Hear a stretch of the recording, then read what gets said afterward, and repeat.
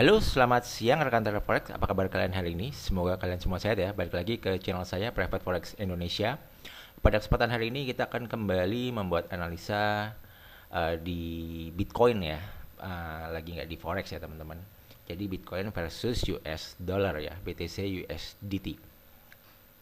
Nah, hari ini tuh adalah hari Jumat, tanggal 21 Oktober tahun 2022, jam menunjukkan pukul 1 siang lewat 42 menit waktu Indonesia bagian Barat ya.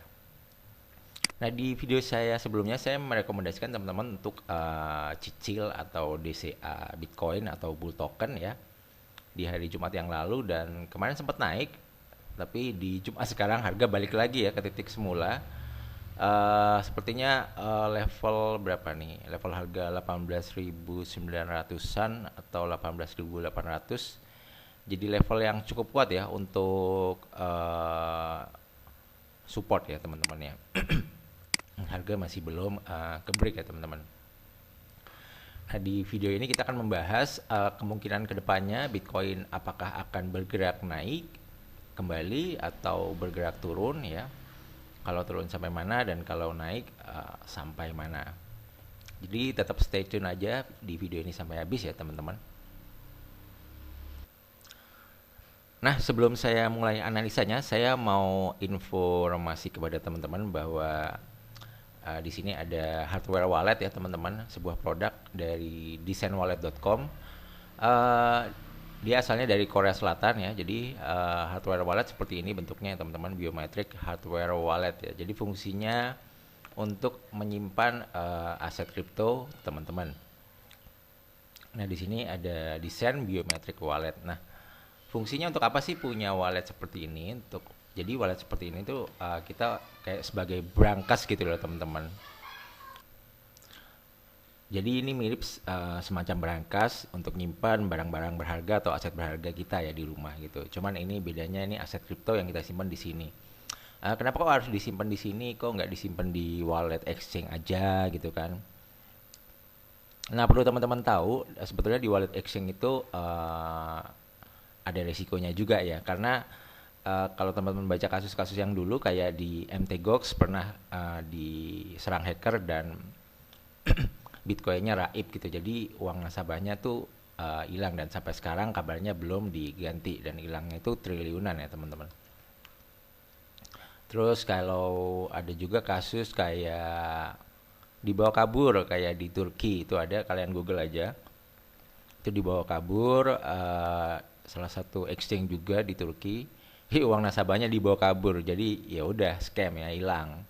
Ada juga yang di Kanada kalau nggak salah itu owner dari exchange-nya meninggal, jadi yang pegang password exchange-nya itu si ownernya, jadi ya nggak bisa dieksekusi itu apa namanya member-membernya ya atau customernya dari exchange tersebut gitu jadinya. Jadi yaitu salah satu alternatif adalah kita menyimpan di hardware wallet ya. Jadi merek hardware wallet tuh banyak ya. Ini cuma salah satunya aja ya, desain. Dan di sini kelebihannya adalah teman-teman bisa nyimpan berbagai macam kripto ya di sini, disupport berbagai macam kripto. Kemudian di sini ada fitur Secure Private Key Management di mana private key-nya ini di-generate di mesin ini. Jadi mesin ini kan nggak terhubung dengan online awalnya. Jadi nanti passwordnya dibuat di mesin ini gitu ya. Jadi untuk dihack itu sangat sulit jadinya. Nah, ini kalian bisa baca large OLED display. Kemudian juga ada biometric authentication pakai sidik jari ya teman-teman untuk nyalain si hardware wallet ini, jadi lebih aman. Set of the art of security bla bla bla, teknologi ya. Kemudian backup and restoration. Jadi ini juga kalau misalnya hilang, dicuri atau apa ini sangat mudah untuk apa namanya teman-teman di recovery ya. Seperti itu ya. Jadi nggak ribet. Nah, terus kemudian mungkin teman-teman penasaran ini harga dari hardware walletnya ini berapa sih, misalnya teman-teman pingin. Nah ini harganya $129 ya teman-teman, dari harga $159 ini diskon jadi 129. Kalau teman-teman pakai link yang ada di kolom deskripsi ya, jadi teman-teman langsung cek aja di kolom deskripsi, kalian klik link yang ada di sana. Ini hemat $30 daripada beli langsung di websitenya ya teman-teman. Kemudian kalau beli dua ini diskonnya lebih banyak lagi, itu harganya cuma $219 dari $318. Ini hemat hampir $100 ya. Ini juga linknya ada link berbeda di deskripsi, kalian bisa klik juga di sana ya untuk pembelian dua ya. Ini dikirim langsung dari Korea Selatan ya teman-teman untuk alat ini. Kemudian ini juga ada info mengenai become a design reseller dan distribution partners. Jadi kalau teman-teman yang berminat untuk menjadi reseller atau distributor ya dari hardware wallet ini, teman-teman bisa langsung kontak aja ke email kontak@iotrust.kr ya. Dan di sini juga ada keterangannya kenapa kamu membutuhkan hardware wallet, kalian bisa baca di sini. Ini linknya yang ada di sini, nanti saya juga taruh di kolom deskripsi sehingga teman-teman bisa pelajari lebih lanjut ya bagaimana si hardware wallet ini bekerja ya, atau kelebihan-kelebihannya itu apa aja ya teman-teman. Oke, mungkin sekian dulu untuk informasinya. Makasih udah dengerin. Kita lanjut lagi ke analisa ya teman-teman. Oke, back to chart ya teman-teman. Ini chart Bitcoin US dollar time frame daily ya teman-teman. Kita lihat harga masih di 19.051 ya teman-teman. Nah, kalau menurut saya Bitcoin ini sih ya untuk jangka panjang sih wajib dikoleksi, tapi juga jangan all in ya teman-teman untuk beli Bitcoin atau bull token, karena kita juga nggak tahu kedepannya apakah harga akan benar-benar naik atau masih ada lanjutan turunan selanjutnya ya teman-teman. Nah ini siapa tahu harga masih coba tes lagi ke support di 18.100 atau di 17.600. Yang pasti di sini di area ini ada di area demand ya, antara 17.600 sampai 19.400 itu area demandnya ya. Nah ini waktunya untuk nyicil beli di area ini ya, di kisaran ini teman-teman. Sepertinya ini sideways masih akan berlangsung cukup lama ya teman-teman, karena ini bakalan menunggu news ya, news. Nah ini newsnya ya. Mana ya, Federal Funds Rate ya, Thursday hari Kamis tanggal 3 November ya, catat tanggalnya teman-teman. Nah ini kita lihat apakah The Fed akan menaikkan suku bunga US lagi di tanggal ini. Kalau misalnya dinaikkan, apakah sampai 0,75% lagi kayak bulan lalu, atau mungkin lebih sedikit. Nah itu nanti akan mempengaruhi pasar pastinya teman-teman. Jadi ini wajib banget dicermati. Jadi setelah ini keluar angkanya berapa, nanti baru Bitcoin kemungkinan akan bergerak cukup signifikan, antara itu mungkin naik atau turun lagi gitu, turun lagi. Jadi seperti itu. Nah kalau misalnya teman-teman gak ada yang nonton video yang minggu kemarin, saya kasih gambarannya ya. Ini kalau turun Bitcoin itu kemungkinan pertama di 17.600 ya. Kemungkinan kedua di 16.000. Ini kayaknya nih kemungkinan terjauh deh Bitcoin turun. Udah habis itu ini kemungkinan terburuk di 14.000. Tapi saya nggak yakin banget bakalan turun sampai sini. Kalau misalnya break low ini kemungkinan paling jauh ke 16.000 kalau saya pikir. Jadi ke sini baru dia naik. Nah, seperti itu teman-teman. Jadi kalau teman-teman punya koin Bitcoin, jangan di cut loss ya, jangan di cut loss sekali lagi. jangan di cut loss, kecuali mungkin belinya di futures ya. Jadi harus hitung-hitungan money management juga ya, karena pasti ada margin call-nya ya, level margin call-nya.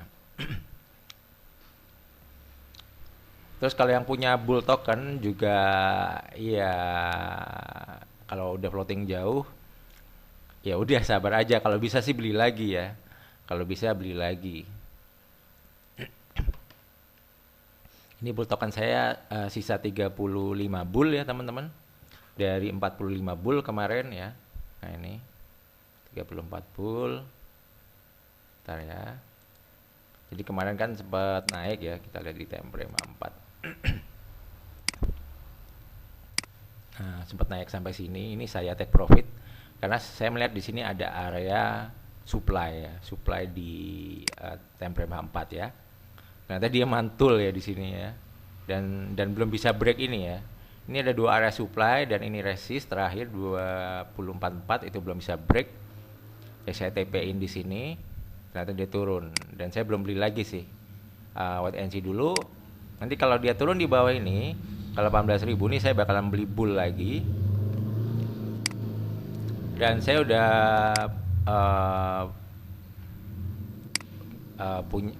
udah mempersiapkan worst case skenario ya untuk DCA itu sampai 16.000 dolar ya teman-teman. Jadi saya udah prepare gitu. Nah teman-teman silakan atur dengan money management kalian dan yaitu kalau saya udah prepare sampai 16.000 saya sanggup untuk DCA sampai sini nanti bullnya kalau dia break low lagi. Nah kalau naik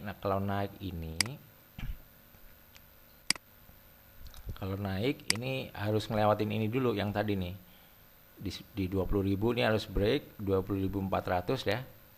Ini harus break high ya, break out. Baru dia bisa target ke area-area selanjutnya ya. Di 22.000 next target 25.000 dan tentunya target paling jauh ada di atas ini karena di sini ada area supply ya antara 29.383 sampai 32.000 dolar. Ini target paling realistis di sini karena di sini pasti ada perlawanan dari seller ya teman-teman. Di sini. Nah, pada saat harga Bitcoin sampai sini saya nggak tahu harga bull bakalan ada di berapa. Tapi kemungkinannya paling mungkin di sini.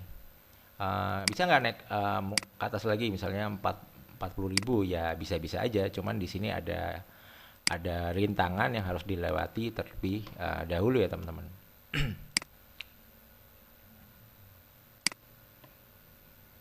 Kita lihat lagi ini kita udah jalan berapa minggu ya. Sebentar. 1, 2, 3, 4, 5, 6, 7, 8, 9, 10, 11, 12, 13, 14, 15, 16, 17, 19 minggu ya teman-teman. Sideways-nya ini 1, 2, 3, 4, 5, 6, 7, 8. Ini wajar ya dia sideways sampai berminggu-minggu karena di sini kita sudah masuk bear market. Beda dengan halnya di sini. Di sini sorry ada sedikit gangguan ya, knalpot brong lewat. Di sini masih bullish market, jadi mungkin dia sideways sebentar, hanya dia lanjut mencoba untuk trend up lagi ya. Tapi berhubung di sini udah masuk bear market dan juga ada tekanan dari the Fed menaikkan suku bunga ya, di sini waktu itu belum ada ya. Nah itu yang membuat market lesu juga ya teman-teman. Jadi ya menurut saya kita sabar aja. Kita tunggu aja, tapi kemungkinan sih saya harap ini harga 17.631 ini sudah bottom dan tidak break low lagi. Jadi kalaupun dia turun harga jadi cuma tes low sini aja ya, sekitar 17.600 ya. Ya paling 18.000, 18.000, 17.900 begitu naik lagi gitu. Harapannya sih seperti itu dan ini nggak break ya gitu. Oke teman-teman mungkin segitu dulu aja untuk sharing analisanya ya di Bitcoin ini. Semoga membantu, dan saran saya sih mungkin ya sedikit-sedikit nyetok lah, nyetok entah itu Bitcoin atau itu bull ya. Misalnya DCA dari sini katakanlah ya. Buy di sini, buy, katakanlah di sini buy, di sini buy, terus dia naik.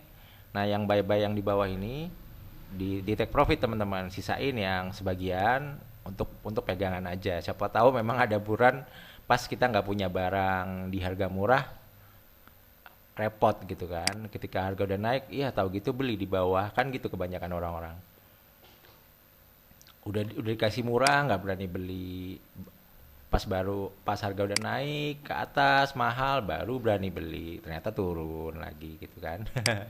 Nah gitu sih kalau menurut saya ya teman-teman, jadi menurut saya ini udah murah, jadi teman-teman bisa nyicil menurut saya, tapi resiko kembali ke teman-teman masing-masing ya. Kalau saya udah mempersiapkan resikonya teman-teman. Oke, sampai jumpa di video yang lain. Semoga membantu dan semoga teman-teman bisa profit dari Bitcoin atau dari Bull token ya teman-teman. Sampai jumpa di video yang lain. See you guys. Ciao.